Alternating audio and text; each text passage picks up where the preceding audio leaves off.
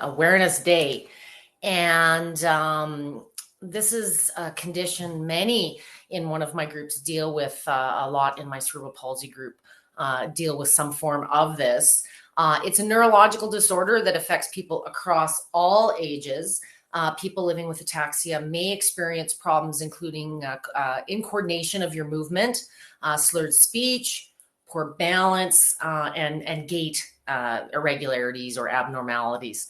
Neuromotor exercises and physical therapy that focuses on coordination and balance has been shown to improve or halt the progression of functional decline, and there are many mainstay treatments for ataxia.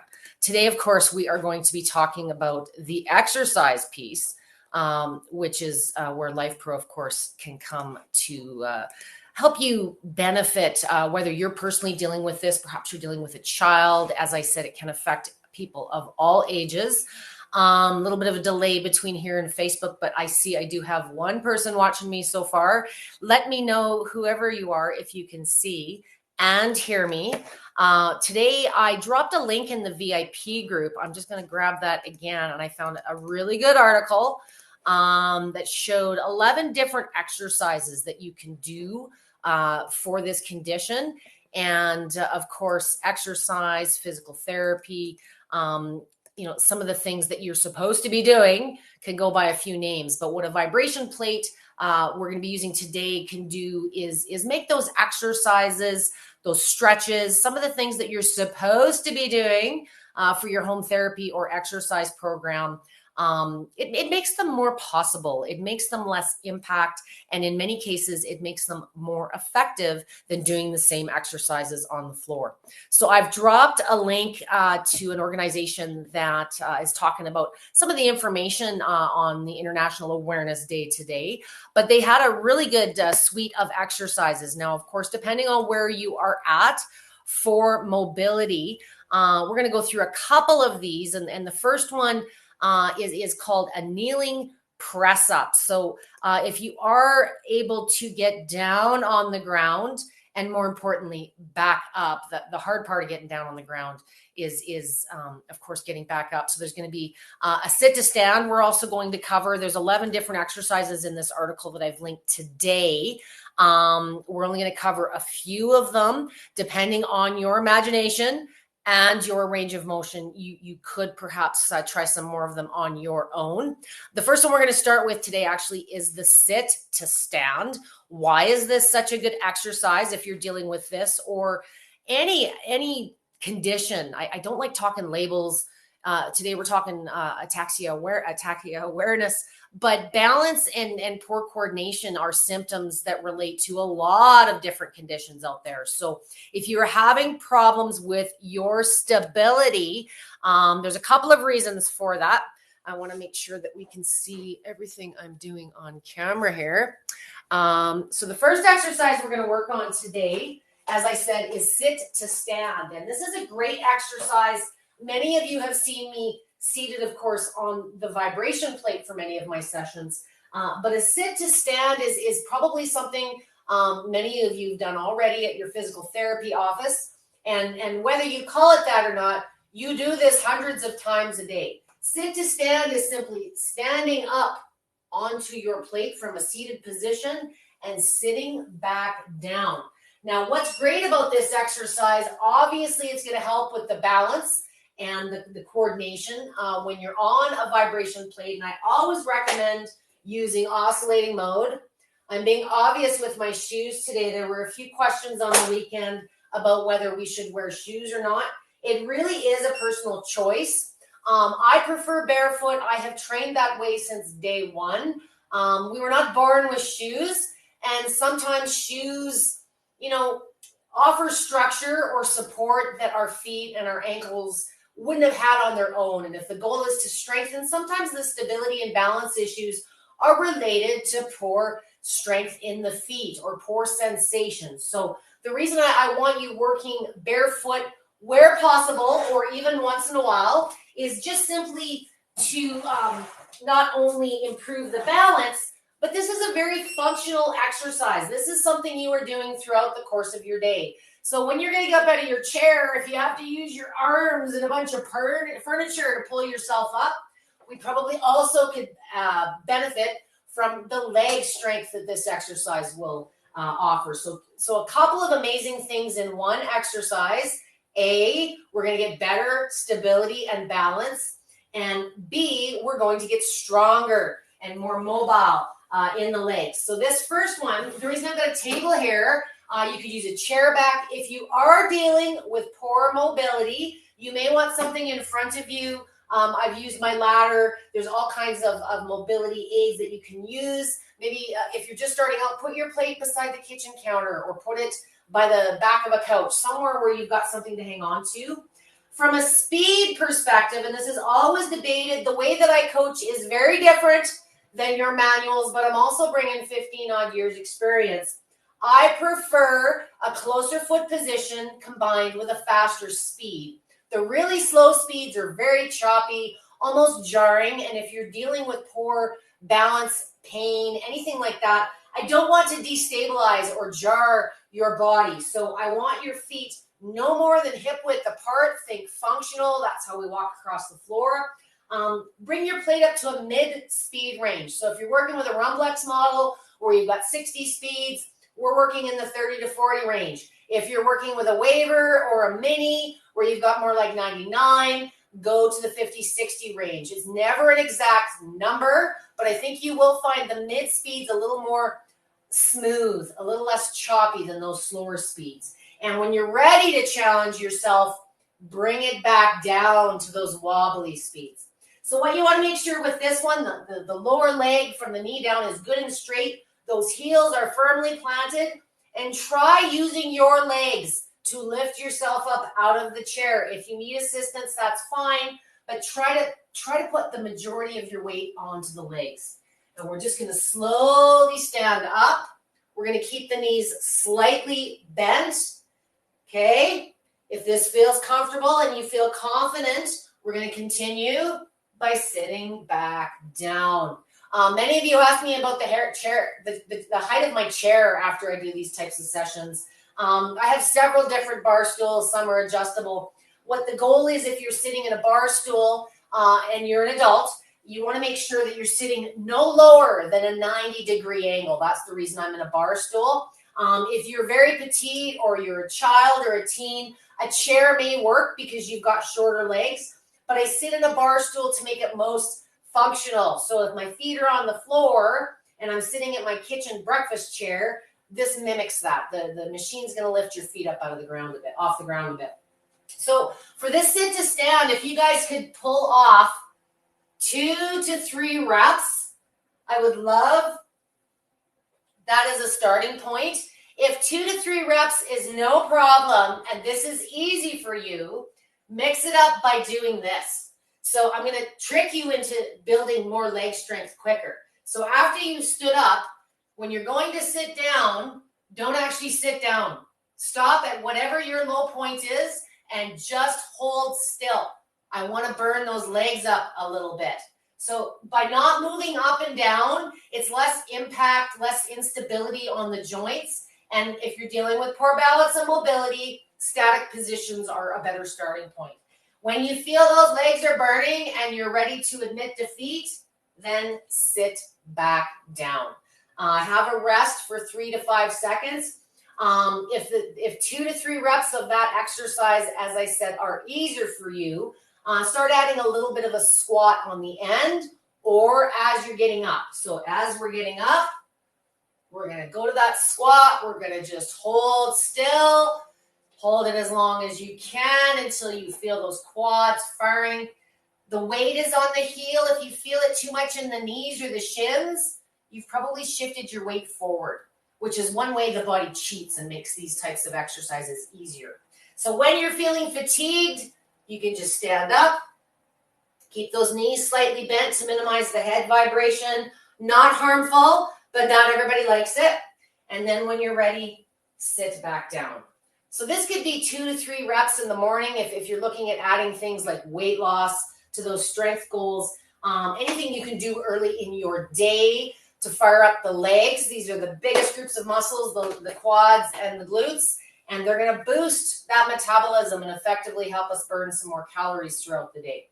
So this is a very good kind of all in many positions. You're going to get strength, you're going to get stability, you're going to improve your balance, and as I said, if weight loss is the goal, turn these into some squats. Not only are you going to build strength, but longer term, we're going to boost the weight loss. So let's look at the next exercise. That is one example in my little cheat sheet today. The next one I want to do, is the kneeling press up. Hang on. So now I need to move things a little bit. Where is my mat? Okay. If you have a mat that you have received with your plate, we're going to employ that now. If you did not get a mat with your plate, a good thick yoga mat, 1/2 to 3/4 inch, cut to the size of your plate is an ideal tool. For this one, we're going to kneel on the plate. Again, I'm going to suggest a mid-speed, but our knees are no more than hip width apart. So I don't want you really wide on this one. I'm going to bring it up to a mid-speed range. The reason I'm using a mat is we're getting on this with our knees, and it's not always terribly comfortable. Okay, so for this one, get the knees and the shins on. Okay, I'm using the table just for stability for myself, and we're going to simply sit down. We're going to stand back up. This one's also great for like the hips and the low back in general. It's just a different way to stand on your machine, but you're feeling it a little deeper because there's less leg for those movements to go through. So by being on the knees, this is a great way to get a little deeper into the hips, the low back. And for this exercise, again, any of the exercises, I'm just resting on my toes and I'm coming back up on this one. Okay. This one you can again do 3 to 5 reps on this one. I like doing this one for the varicose veins on the top of my legs. For my runners, if you have shin splints, this is also a good way to massage the shins themselves. But for the purposes of today, our awareness day, this is just a very common exercise you may be doing already. By doing it on your vibration plate, you will need to do it for less time, and you're going to get more benefit out of the exercise with, of course, all the good vibes the machine is kicking out. It's just eliciting more of a muscle response. So that was exercise 2 that I wanted to show you. I also want to show you, this one's been a while, but I think I got to try it.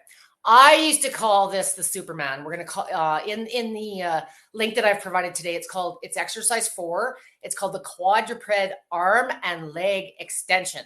I used to call it a Superman back in the day. This is a great exercise to hit a whole lot of muscle groups at one time.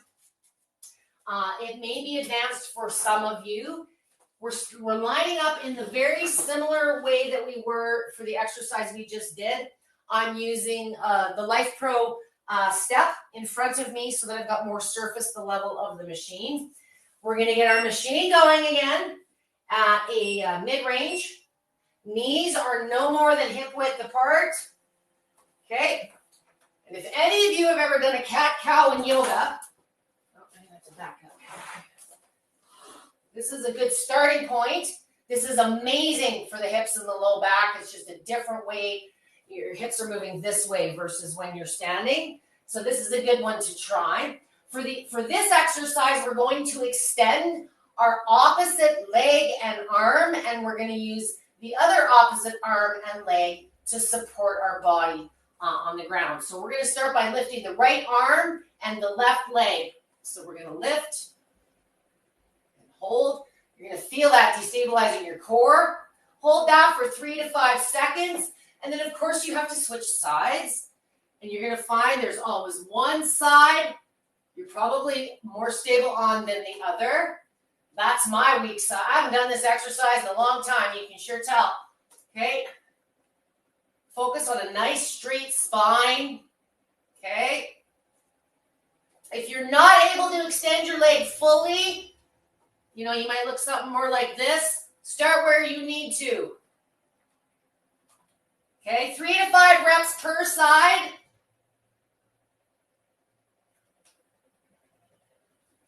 You could technically do this the other way. So you could put your arms on the plate and your knees on the step. I prefer doing it with my legs on the step. I find there's more destabilization in my core. Hold 3 to 5. Make sure you're breathing. Okay? Love that one. You're going to feel that in your low back, your core, your legs, your arm, everything. Okay? So that is another exercise I want you guys to play with if you're not doing it already. And, oh, I had one more. Oh, here it is. Okay. With this condition too, if you do take the time to look at this, and some of this may look like the exercises you're supposed to be doing already, but weight shifting of any kind is a good exercise to do on your plate for this condition. It also happens to be just a great exercise if you're trying to work one side. Maybe you're dealing with a deficiency perhaps on one side. So on this one, I want you starting with your knees just slightly bent. If you are dealing with balance issues, make sure you have something to hang on to in front of you, just to grab if you need, okay? Knees are going to be slightly bent, and we're just going to start by shifting our weight left to right, almost like we're walking. So we're going to go left, right, left, right. If that doesn't seem too scary, like I said today, we're going to try working on the balance and the stability. If this is something you're comfortable doing and you're working on your balance, a really good way to challenge it is to just close your eyes for like 3 to 5 seconds while you're doing any of your standing exercises. So I'm going to put my hands on my hips. I'm going to close my eyes. And you do feel your body checking itself. So much of our senses are reliant on the sight. When you take the sight out of the equation, you know, that neural feedback to our body and where it needs to be picked up by other senses. So you might feel yourself wobbling a little bit when you first start this exercise with the eyes closed. The next variation on this one was a leaning lunge. So I want to give you an idea, how do I get a wide leg position on this? Take your step, put it beside the plate. We're going to put one foot just off center, one foot on the plate, and we're going to lean. And we're going to do a one-legger. See how I'm doing that? Okay. This is another exercise. So we're shifting the weight. Our stance is a little wider. Knee is bent, and we're just going to push all of the weight on the left side and then the right. Left side. Now you really only got one foot on the plate, so depending on your stability, I prefer to do this just because it feels more natural to keep alternating sides. But if you wanted to work one side equally, you can simply just turn around and do the other side. So nice straight core, shoulders are back, and we're shifting that weight. 5 to 10 reps of this. Make sure those knees are not passing the toes, okay? So that was just 4 examples of exercises that you can do on your plate.